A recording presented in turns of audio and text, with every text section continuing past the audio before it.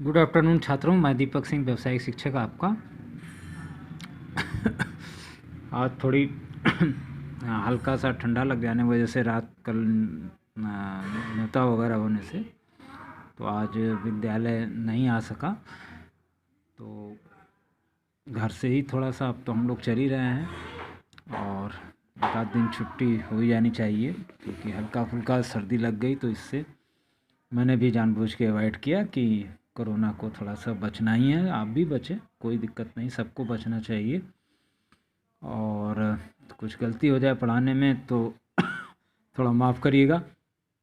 आधुनिक कृषि पर पर्यावरण का प्रभाव, तो ये एक आप सभी लोग जान रहे हैं कि आज की डेट में आजकल आप लोग, पहले तो परंपरागत खेती होती थी, गोबर की खाद डालते थे, तो उससे हम लोग का स्वास्थ्य भी सही रहता था और अच्छी अच्छी किस्में भी उपजाते थे और उसका कोई कीटनाशक वगैरह का भी ज़्यादा नहीं प्रयोग करते थे। लेकिन आज की डेट में आधुनिक कृषि जिसे आप कह रहे हैं, तो इसका पर्यावरण पर क्या प्रभाव, ये चीज़ आपको समझना है कि मॉडर्न कृषि और इन्वायरमेंट में क्या है। मतलब इनका कॉन्सेप्ट इस पेपर का, इस चैप्टर का यही है। तो हर जगह वही लिखेंगे, भारत कृषि प्रधान देश है, इसमें 60-70% जनसंख्या इस पे है, गांव में रहती है और अधिक उत्पादन बढ़ाने वाले के लिए आप कदम उठाए गए। हम लोगों ने जो आधुनिक कृषि में उठाया कि उन्नत बीजों का प्रयोग किया, रासायनिक खादों का प्रयोग किया, सिंचाई में आधुनिक साधनों का प्रयोग किया, कीटनाशकों का प्रयोग किया। तो इस तरह से हम लोगों ने पर अपनी कृषि को आधुनिक बनाया। और परंपरागत तो वही थी कि हल बैल से हम जुताई करते थे खेतों की, ये सब चीज़ें आप जानते ही हैं, गांव के बच्चे हैं। खेत में अधिकतर गोबर, कूड़ा कचरा, साधारण बीजों का ही प्रयोग करते थे हम लोग।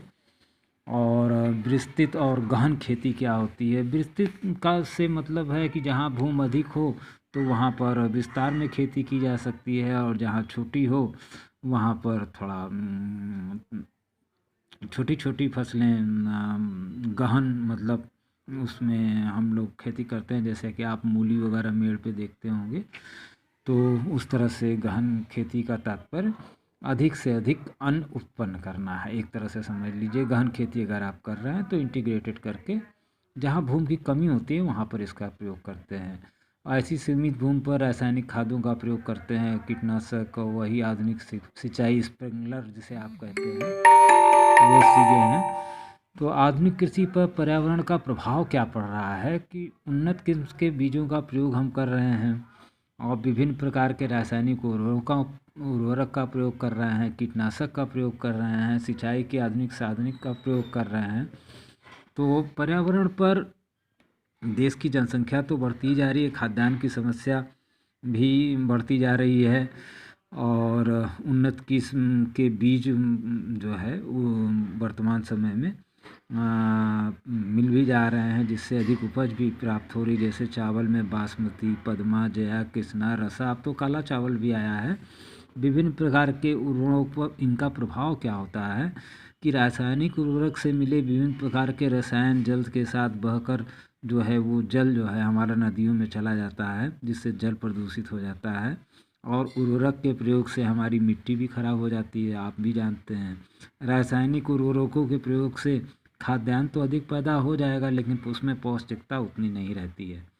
तो उन्नत किस्म के बीजों का पर्यावरण का परिणाम यही है कि वर्तमान समय में हमारे देश में उन्नत किस्म के बीज जो है अधिक उपज जिससे मिलती है, जैसे गेहूं के बीज है सोनरा 64, अब तो सरजू 52 जैसे हैं, मक्का में भी है, गंगा ज्वार में भी है। तो और एनपीके का मतलब अगर आपसे कोई पूछ दे तो नाइट्रोजन, फास्फोरस, पोटास, ये तो आप जानते ही हैं एनपीके क्या है।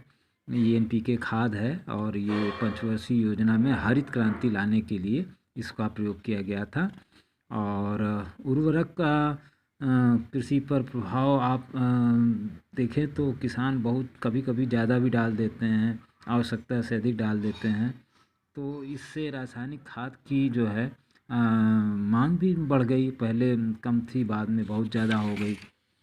फिर धीरे धीरे आप देखें तो कीटनाशकों और रासायनिक उर्वरकों का दुष्परिणाम अगर आप देखें तो बहुत से लोगों की किडनीज भी जो है, आप कभी पीजीआई चले जाएं तो किडनी में भी प्रॉब्लम आ रही है। और कीटनाशक जैसे डीडीटी आप यूज करते हैं, बीएचपी, एल्ड्रिन यूज कर देते हैं, एल्ड्रिस यूज कर देते हैं, और मैलेथियन, बहुत से मैं पेज दे रहा हूँ आपको, इसमें आप देख लें। और रासायनिक उर्वरकों का प्रयोग थोड़ा कम करें और जैविक खेती की तरफ आप ध्यान दें, क्योंकि रासायनिक उर्वरक का दुष्परिणाम तो निश्चित रूप से है, नदियों में भी जा रहा है पानी, और वो जो भाप बन के ऊपर उठता है तो हवा में भी आता है। तो इस तरह से कीटनाशकों का भी पर्यावरण प्रभाव है। कीटनाशक विभिन्न प्रकार के विषैले तत्व होते हैं इसके अंदर, और खेतों में फसलों की पत्तियों को जो खाने वाले पशु और जानवर हैं, जीव जंतु हैं, तितली ही है, तो वो उसको भी तो वो प्रदूषण पड़ेगा कि नहीं पड़ेगा। कीटनाशकों के कारण प्रदूषित खाद्य पदार्थ मानव के जीवन में भी आप इसका गलत है। घर में चहकने वाली गौरैया, कौवा, मैना, ये सब पक्षी कीटनाशक के कारण धीरे धीरे ख़त्म भी हो जा रहे हैं। और दुधारू पशु अगर आप भैंस, बकरी देखें तो इनको भी बहुत हानि हो रही है। और सिंचाई के आधुनिक पर पर्यावरण का क्या है, सदाबहार रहने वाली सदावाहिनी नदी, पहले नहरें थीं हमारे पास, बाढ़ वाली नहरें थीं, और सदावाहिनी नहरें थीं, गंगा, यमुना, ब्रह्मपुत्र, ये थीं। और बाढ़ वाली भी नहरें होती हैं, ये केवल वर्षा ऋतु में ही काम करती हैं, बाकी समय सूखी रहती हैं। तो जल क्रांति से इसको हम लोगों ने लिया, जल क्रांति और भूमि की लवणता। लवणता मतलब भूमि के अंदर कितना उसका, जो आजकल इम्यूनिटी जो आप देख रहे हैं कोरोना में, तो भूमि की लवणता वही है। तो सिंचाई में हरित क्रांति का अधिक प्रसार हुआ, जिसमें नहरों का जाल फैलाया गया। जल क्रांति का मतलब यही हुआ कि नहरों का जाल ज़्यादा फैलाया गया। बांध भी जल क्रांति को जन्म दिए, नहर जन्म दिए। जल क्रांति से बचने के उपाय भी यही हुए कि बड़ी बड़ी नालियों का निर्माण कराया गया, जिसमें ऊंची ऊंची मेड़ बनाई गई, नहरों में दरारों की मरम्मत की गई, कम सिंचाई जहाँ तक संभव हो जल को बचाने के लिए कम सिंचाई की गई। अति सिंचाई से हमेशा बचना चाहिए। ज़्यादा पानी देने से बहुत पौधे गल जाते हैं, गमले में भी, हम तो प्रैक्टिकल करके भी देख लेते हैं। और कीटनाशक का प्रयोग और निस्तारण। कीटनाशक का प्रयोग बोतल और डिब्बे पर निर्देश के अनुसार ही अवश्य पढ़ लेना चाहिए आपको कि उसमें क्या है क्या नहीं है।